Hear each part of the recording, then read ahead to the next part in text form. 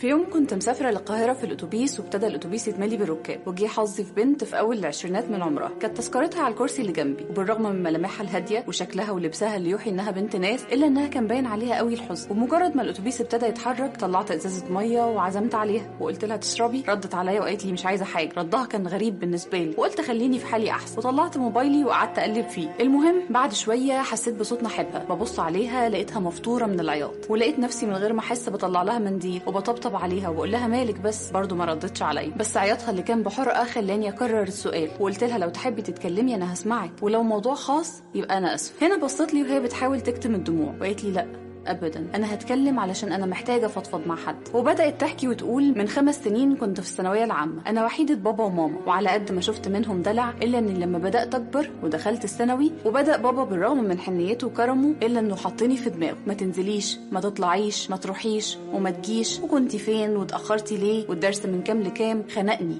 بكل ما تحمل الكلمه من معنى. وانا كمان ما اقولكيش بصراحه ما كنتش هتوصل، كنت بتخانق معايا ولا كانه واحده صاحبتي ومش طايقاها. طريقه ردي عليه كانت وحشه جدا، يتصل بيا في التليفون عشان يطمن عليا، اول ما اشوف رقمه اقول ييه بوز الاخص ابويا بيتصل، فضحك عليه السنتر كله. كنت بنسى تماما ان ابويا او ان انا بنته والوحيده، وفضلت على الحال ده لغايه ما في يوم من الايام وانا رايحه عيد ميلاد صاحبتي طلبت من ماما فلوس. قالت لي شوفي بابا. قلت لها بصوت عالي ومسموع وانا عارفه انه سامعني، مش عايزه من وشه حاجه. وللاسف ماما كانت مدلعاني بزياده ولا كانها سمع حاجه، ودن من طين وودن من عجين. كان عاجبها قوي خناقي معاه واسلوبي الزفت اللي كان بيبعدني عنه كل يوم عن التاني، وفي المقابل قربي ليها. المهم وبالرغم من قله ادبي معاه رحت له وقلت له باسلوب صعب جدا عايزه 500 جنيه. رد عليا بهدوء وقال لي طب عايزاهم ليه؟ قلت له بقله ادب عايزاهم وخلاص، اوف بقى ما تزهقنيش في عيشتي. قال لي يا بنتي بطمن عليكي. قلت له رايحه زفت عيد ميلاد. ارتحت. قال لي طب ما تخليكي معايا وهجيب بيتزا من اللي بتحبيها وناكلها سوا. قلت له ببجاحه جدا خليها لك انت البيتزا دي. ما ردش عليا وحط ايده في جيبه وطلع لي 600 جنيه وقال لي خد يا ست وهات لها احسن هديه، بس حاولي ترجعي قبل الساعه 10. اخدت الفلوس نتش كده وكانه حق مكتسب وما ردتش حتى عليه، ولبست واتشيكت وانا خارجه لقيته بيبص لي جامد. قلت له ايه في حاجه؟ ابتسم وقال لي مفيش حاجه يا بنتي ربنا يصلح حالك. قصدت اتاخر عن الساعه 10، اصله مش حكم قراقوش هو، والساعه عدت خلاص 11، بس الغريب انه المره دي ما اتصلش عليا. المهم زمايلي خلاص كلهم روحوا وانا كمان قلت خلاص كده حلو، وركبت مع ابو واحده صاحبتي كان جاي ياخدنا احنا الاثنين. الراجل برضو كان بيعمل نفس تصرفات بابا معايا، بس اللي زعلني من نفسي قوي حنيه بنته معاه، طريقه كلامها وحبها ليه اللي كان باين لي قوي، وما اعرفش ليه ساعتها قلبي اتقبض وزعلت من نفسي وقلت لنفسي ابويا ما يستحقش مني القسوه دي كلها. قعدت افتكر